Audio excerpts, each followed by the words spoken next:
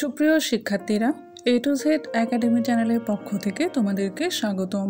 আজকের এই পর্বে সপ্তম শ্রেণীর বিজ্ঞান বিষয়ে দ্বিতীয় অধ্যায়ে পরবর্তী পর্ব নিয়ে আলোচনা করব। আজকের টপিকস হচ্ছে যোজক টিস্যু।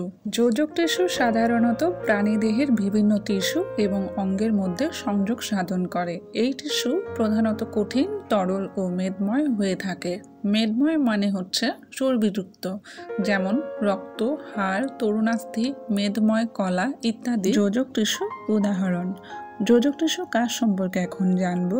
হাড়ের গঠনের একটা প্রধান উপাদান হচ্ছে ক্যালসিয়াম, এটা আমরা কম বেশি সবাই জানি। হাড়ের কাজ হচ্ছে দেহের কাঠামো গঠন করা, দেহের ভার বহন করা ও দৃঢ়তা দান করা। পেশিবন্ধনী বা ট্যান্ডন পেশিকে কি করে? হাড়ের সাথে যুক্ত করে। মেদ টিস্যুর কাজ হচ্ছে স্নেহ পদার্থ সঞ্চিত রাখে। তন্তুময় যোজক টিস্যু ফুসফুস ও রক্তনালী প্রাচীর সংকোচন ও প্রসারণে সাহায্য করে।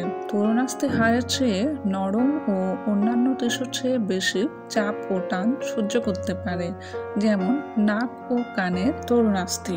এটির কাজ হচ্ছে হাড়ের থেকেও বেশি তাপ ও টান সহ্য করতে পারে, আর এটি হাড়ের থেকেও নরম থাকে। রক্ত হচ্ছে বিভিন্ন দ্রব্যাদি, অক্সিজেন, খাদ্য, রেশন পদার্থ দেহের এক স্থান থেকে অন্য স্থানে পরিবহন করে থাকে। এছাড়া রক্ত রোগ জীবাণুর আক্রমণ প্রতিরোধ করে। রক্ত হচ্ছে তরল যোজক টিস্যু। এখন আমরা এখান থেকে কি কি প্রশ্ন হতে পারে সেগুলো জেনে নেই।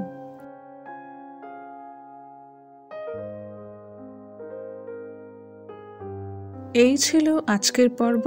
পরবর্তী ভিডিওগুলো পেতে আমাদের চ্যানেলটি সাবস্ক্রাইব করুন। ধন্যবাদ।